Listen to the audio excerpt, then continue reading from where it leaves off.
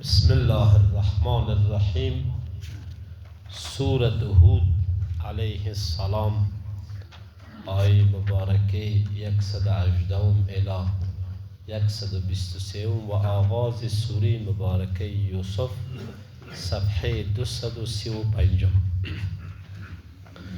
اعوذ بالله من الشیطان الرجیم. بسم الله الرحمن الرحیم. الله متعال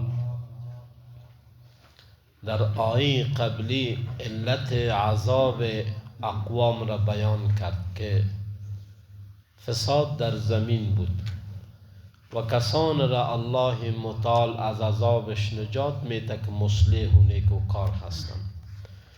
در این آیات مبارکه رب العالمین حکمت ازی را بیان میکنه که اگر الله میخواست همه انسان ها جبرا یک امت می بودن، اما حکمت الله امی هست که برای انسان ها اسباب هدایت و گمراهی را پیدا کرده تا انسان انتخاب بکنه مسیر حق را یا اگر منحرف میشه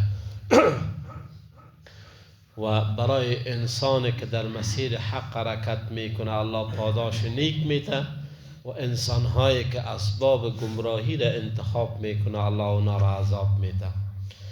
الله متعال حکمت شده آیات مبارکه بیان میکنه. الله متعال میفرماید ولو شاء ربک، اگر میخواست پروردگار توی پیغمبر صلی الله علیه و سلم لجعل الناس، خامخا میگردانید مردم را امتا واحده، یک امت واحد که اینا زیر لوای توحید قرار میگرفتند. ولا یزالون مختلفین، و همیشه در اختلاف هست انسان ها. الله میگه انسان ها اختلاف میکنن. الا من رحم ربک، مگر به کسی که پروردگار تو رحمت بکنه او باز اختلاف را ایجاد نمیکنه.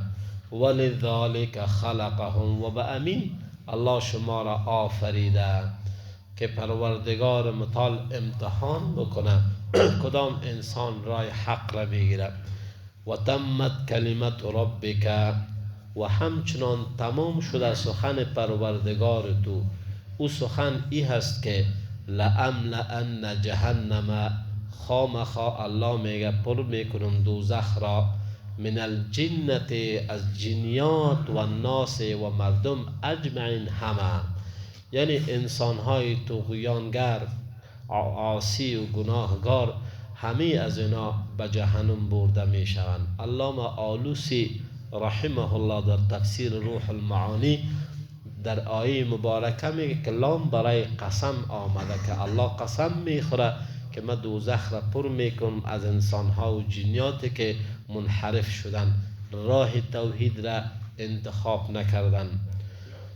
بعد از این الله متعال به رسول گرامی اسلام صلی الله علیه و سلم دلجویی میته به ای که اینمی قصه های قرآن به خاطر ثابت ماندن قلب تو هست که داستان ها را بخوانی، ببینی که پیغمبرا علیهم السلام چقدر سختی ها را در راه دعوت دیدن.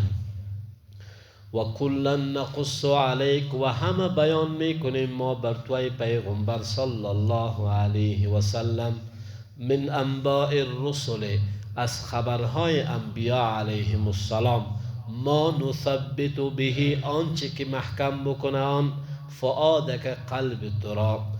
هر داستان را که میخوان، خصوصا سوره هود علیه السلام را که حدیث مبارک است که رسول الله صلی الله علیه وسلم فرمود مرا پیر ساخت سوره هود و اخواتها، و این صورت داستان هایی که سختی ها بالای انبیاء علیهم السلام ذکر شده بیان میکنم.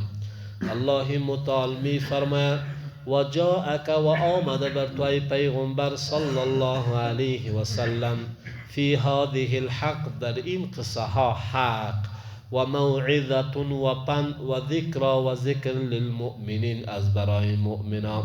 هر داستان پیغمبر عالم از پند و نصیحت برای انسان داعی هستند. و قل بگوی پیغمبر صلی الله علیه و سلم للذین، از برای آنانی که لا یؤمنون ایمان نمیارن، اعملوا شما عمل بکنین، علی مکانتکم بر مکانی که قرار گرفتین، انا عاملون ما هم عمل میکنیم. نتیجه را میبینیم که کی به کجا میروم. وانتظروا شما انتظار بکشین، انا منتظرون ما هم انتظار میکشیم به خاطر نتایج اعمال خود. سوره مبارکه ختم میشه به عظمت پروردگار که الله بیان میکنه ولله، خاص الله متعال راست، غیب السماوات، چیزهای پوشیده آسمان ها، و الارض زمین، و الیه یرجع الامر، و به سوی الله بازگشت همه امر است، کله، همه امور به سوی الله بازگردانیده می شود. فاعبده، پس الله را عبادت بکن ای پیغمبر صلی الله علیه و سلم، و توکل علیه، و به الله توکل کن. الله را عبادت کن و توکل کن. و ما ربک، نیست پروردگار تو ای پیغمبر صلی الله علیه و سلم، بغافل، بیخبر، اما تعملون، از آنچه که میکنید. از اعمال شما الله آگاهی و خبر دارم. سوره مبارکه یوسف که بعد از سوره هود نبی در قرآن کریم ذکر شده، از جمله سوره های مکی هست که قبل از هجرت رسول الله صلی الله علیه و سلم نازل شده. 111 آیه دارد و یگانه سوره در قرآن است که همه داستان یوسف نبی در این سوره مبارکه ذکر شده. و امام قرطبی صاحب میگه یگانه داستان پیغمبرا که تنها یک جایی تفصیلا ذکر شده او سوره یوسف است که داستان یوسف علیه السلام ذکر شده. و این به خاطر دلجویی پیغمبر صلی الله علیه و سلم بوده که سراسر داستان آغاز میشه با سختی های زندگی که یک پیغمبر از آوان کودکی تا زمانی که جوان میشه عالم از سختی ها را در زندگی میبینه. به می خاطر مفسرین ذکر میکنه هرگاه انسان در دنیا با سختی مواجه شد فوراً داستان یوسف علیه السلام را بخوانه و این داستان عالم از درس آرامش برای انسان میده که رب العالمین یک پیغمبر از چی حالات عبور میده و به کدام موقف و مقام میرساند و عاملش را تقوا و صبر ذکر میکنه که دو چیز باعث ازی شد که الله یوسف علیه السلام را از مراحل سختی تا مراحل آسانی برسانه که یکی صبر بود و دیگر تقوا بوده. الله متعال در این سوره مبارکه مفصلا داستان یوسف علیه السلام را ذکر میکنه. بسم الله الرحمن الرحیم. الف لام را، الله اعلم بمراده، الله متعال معنای ازی را میفهمه.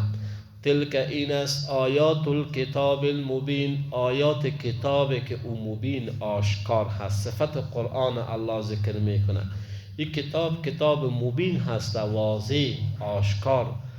انا انزلناه، اراینا ما نازل کردیم قرآن کریم را قرآن عربی، یا قرآن به زبان عربی، لعلکم تعقلون، تا باشد شما تعقل بکنین.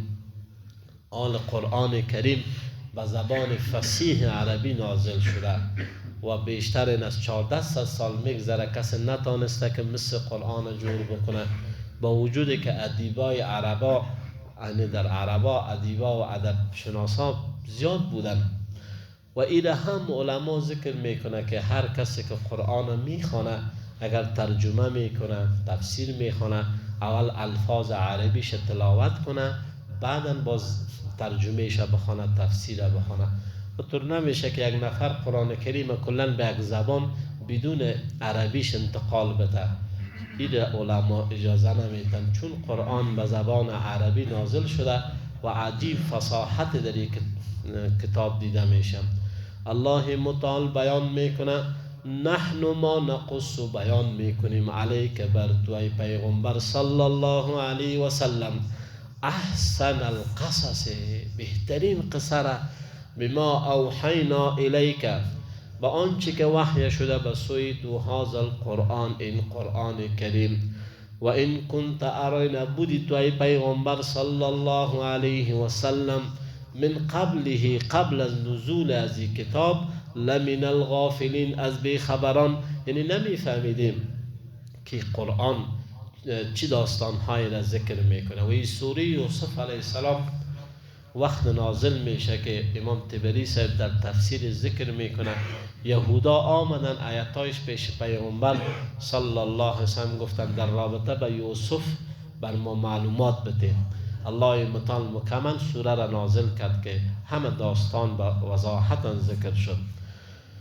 الله بیان میکنه اذ قال یوسف، وقتی که گفت یوسف علیه السلام لابیه، از برای پدرش که یعقوب علیه السلام بود، پیغمبر بود، یا ابت، ای پدر جان من، انی رأیت، دیدم در خواب، 11 کوکبا، 11 ستاره را، و الشمس و القمر، و آفتاب مهتاب را، رأیتهم لی ساجدین، دیدم که بر من سجده میکنن.